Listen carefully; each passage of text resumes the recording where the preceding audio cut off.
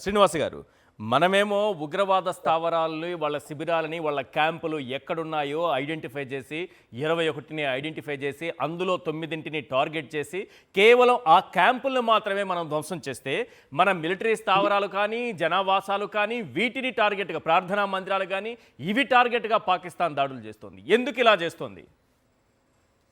ఇప్పుడు మనకి దాడి చేయడానికి మన యొక్క లక్ష్యం అయితే చాలా క్లియర్ గా ఉంది. ఉగ్రవాదం మీద దాడి చేయాలన్నది మన లక్ష్యం. దానికోసం మనం ప్రారంభించాం. ఇప్పుడు పాకిస్తాన్ కి మన మీద దాడి చేయడానికి ఒక రీజన్ లేదండి. ఒక రీజన్ ఎందుకు లేదు అంటే అది మనం చేస్తే మన యొక్క డిఫెన్స్ ఇన్స్టాలేషన్స్ మీద చేయాలి, లేదా పౌర ఆవాసాల మీద చేయాలి. ఇది జెనీవా కన్వెన్షన్స్ ప్రకారం కూడా ఇది ఒక వైలేషన్. అయినా సరే దానికి వేరే దారి లేదు. ఇప్పుడు ప్రపంచ దేశాల్లోనే కాదండి, వాళ్ళ దేశంలో కూడా వాళ్ళ ప్రజలకి మొహం చూపించుకోవడానికి లేదు.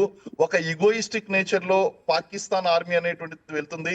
అసిం మునీరు వేసినటువంటి ఈ యొక్క డిస్టర్బెన్స్ ఏదైతే ఉందో దీనికి ఒక లాజికల్ ముగింపు ముగించాలన్నా సరే, ఏదో విధంగా మేము భారతదేశం మీద దాడి చేశాము, మా మీద వాళ్ళు అన్యాయంగా దాడి ప్రారంభించారు, దాన్ని మేము సమర్థవంతంగా తిప్పి కొట్టాము అని చెప్పుకోవడానికి వాళ్ళు ఎదురు చూస్తున్నారు. అందులో భాగంగా వాళ్ళు ఏం చేస్తున్నారంటే ఈ బార్డర్ లో ఫస్ట్ లో ఇంటెన్సిటీ కాన్ఫ్లిక్ట్ ప్రారంభించారు. బార్డర్ ప్రాంతాల్లో సరిహద్దు గ్రామాల మీద వాళ్ళు బాంబ్ షెల్లింగ్స్ అనేటువంటి స్టార్ట్ చేశారు. తర్వాత సెలెక్టెడ్ ప్లేసెస్ లైక్ జమ్మూ, లేకపోతే పఠాన్ కోట్ ఇలాంటి ప్రాంతాల్లో అటాక్స్ అనేటువంటి చేశారు. మరొక ప్రమాదం కూడా లేకపోలేదండి. ఇప్పుడు ఫిదాయిన్ లాంటి అటాక్స్ కూడా అయ్యేటువంటి అవకాశాలు ఉన్నాయి.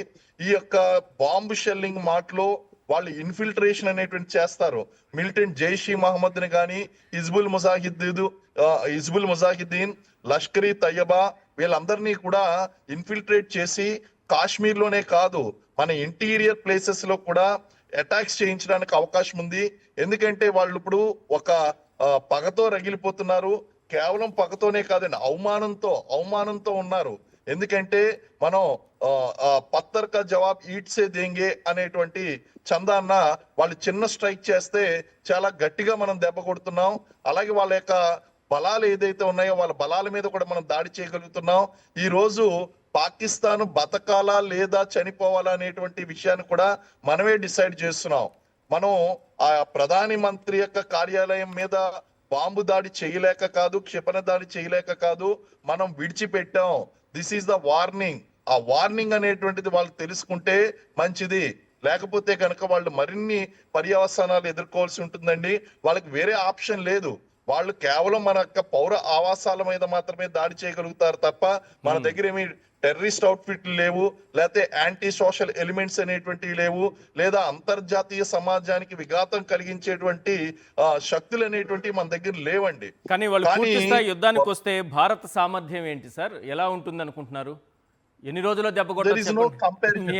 అంచనా చెప్పండి, ప్రజలకి చాలా ఆసక్తిగా ఉంటుంది. పాకిస్తాన్ ని పూర్తి స్థాయిలో దెబ్బతీయడానికి ఎన్ని రోజులు సమయం పడుతుంది అంటే జనం కూడా ఆసక్తిగా ఉంటారు. అంటే ఇన్ని రోజుల సమయం, ఫస్ట్ ఆఫ్ ఆల్ అది 4-5 రోజుల కంటే ఎక్కువ రోజులు విత్ స్టాండ్ చేసేటువంటి పరిస్థితిలో పాకిస్తాన్ లేదు. రెండోది ఏంటి అంటే అండి, పాకిస్తాన్ ని మనం సర్వనాశనం చేయడం అనేటువంటిది మన టార్గెట్ ఇప్పటికీ కూడా కాదు. ఇప్పటికీ మనం సంయమనం పాటిస్తున్నాం. ఒకవేళ గనక అంతర్జాతీయ సమాజాలన్నీ కూడా, ఇంటర్నేషనల్ కమ్యూనిటీ అంతా కూడా ఓకే, ఇంకా పాకిస్తాన్ అనేటువంటిది గీత దాటింది కాబట్టి మీరు అవుట్ రైట్ గా దాన్ని నాశనం చేయండి అంటే మనకి హార్డ్లీ 2 or 3 days లో మొత్తం పాకిస్తాన్ ని మ్యాప్ లో లేకుండా చేయాలి. అంత దూరం కూడా అవసరం లేదండి.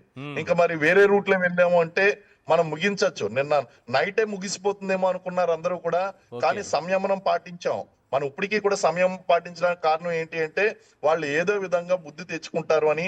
అదర్వైజ్ మనం ఈ కపుల్ ఆఫ్ డేస్ లో మనం క్లోజ్ చేసేయచ్చండి పాకిస్తాన్ ని. ఎస్ సార్, మీరు చెప్పండి రమేష్ గారు. ఒకవైపు చూస్తుంటే భారత ఆర్మీ దాడులతో ఉక్కిరిబిక్కిరవుతోంది, మరోవైపు చూస్తుంటే బెలూచ్ లిబరేషన్ ఆర్మీ నిన్న ఏ రకంగా దాడి చేసింది, 15 మంది సైనికుల్ని చంపేసి హతమార్చింది చూసాం.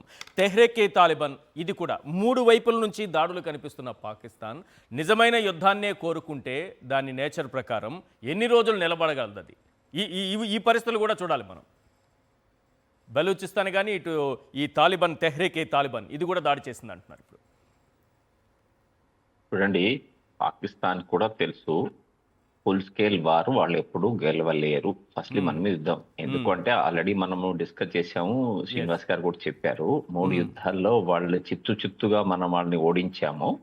కాబట్టి వాళ్ళు మన మీద గెలవలేరు, ఆ సంగతి తెలుసు. అందుకనే వాళ్ళు Zia-ul Haq bleed India by 1000 cuts అనే పాలసీ తీసుకొచ్చాడు. కేవలం అదే పాలసీ మీద వాళ్ళు ఉంటారు. నెంబర్ 1.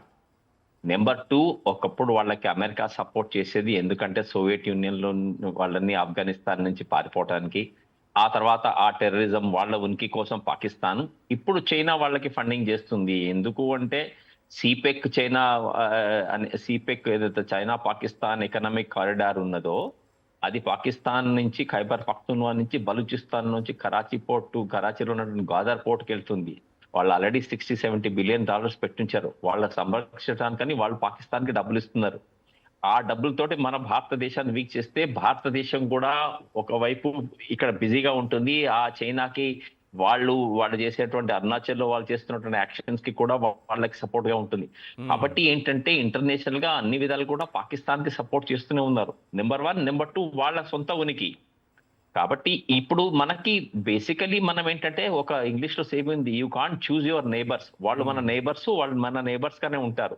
మన నేబర్స్ శాంతియుతంగా మంచిగా ఉంటేనే మన ఆరోగ్యం. రేపు ఒకవేళ ఒక థాట్ ప్రాసెస్ ఆలోచించుకోండి. రేపు పాకిస్తాన్ లోనే సివిల్ వార్ ఎల్లకల్లోలం అయ్యి వాళ్ళందరూ మన బాగా బార్డర్ అతారి బార్డర్ కి వాళ్ళందరూ వచ్చారనుకోండి, మైగ్రేషన్ అయిపోయారు అనుకోండి, లక్షల కొలది కోట్ల కొలది, మనం ఆపగలుగుతామా? ఆపలేము. కాబట్టి ఆ ప్రాంతం సుస్థిరంగా మంచిగా ఉంటేనే బాగుంటుంది. అది మనకి తెలుసు, అది వాళ్ళకి తెలుసు. కాకపోతే ఏంటంటే అక్కడ చేసే వాళ్ళ పాలిటిక్స్, ఆర్మీ వాళ్ళ అప్పర్ హ్యాండ్ చూపించుకోవాలి, వాళ్ళ పాలిటిక్స్ చూపించుకోవాలి. వాళ్ళ బలూచిస్తాన్ లో కానీ ఖైబర్ పఖ్తూన్లో కానీ లేకపోతే టీటీపీలో కానీ మీరు చెప్పినట్టు ప్రాబ్లమ్స్ వాళ్ళందరికీ ఉన్నాయి, వాళ్ళకి పిక్కల మీద ఉంది. ఈ టైంలో వాళ్ళకు ఒక డైవర్షన్ టాక్టిక్స్ కావాలి. వాళ్ళకున్న డైవర్షన్ టాక్టిక్స్ అంటే కేవలం మన భారతదేశం మీద ద్వేషం చూపించుకోవడం, మన ఇస్లాం గొప్పది అని చెప్పేసి వాళ్ళు వచ్చేసి ఇక్కడ మత ప్రేరితంగా చేసేసి ఇన్నోసెంట్ సివిలియన్స్ కట్టుకోవడం. అంత కవర్డ్స్ అంతా దే ఆర్ పెరికి పందలు. వాళ్ళు ఎవరో సివిలియన్స్ ఆయుధాలు లేని వాళ్ళని పట్టుకొని వాళ్ళు ఏదో అడవుల నుంచి వచ్చేసి మనల్ని మీద దాడి చేయడం అంటే అది పెరికి పందలు చేసేసారు. అది కేవలం మేము గొప్ప వాళ్ళం ఏదో మేము చేస్తున్నాం అంటే. ఇప్పుడు మన టీవీలో మనం ఇట్లా మాట్లాడుకుంటున్నారు, పాకిస్తాన్ టీవీలో వాళ్ళు ఏం ప్రచారం చేసామంటే నేను రాత్రి మేము దాడులు చేసాం, అధ్వంసం చేసాం, విధ్వంసం చేసాం, చూడు ఇండియా వాళ్ళకి ధైర్యం కూడా లేదు, మన మీద ఒక్క దాడి కూడా చేయలేదని వాళ్ళు చెప్పుకుంటారు.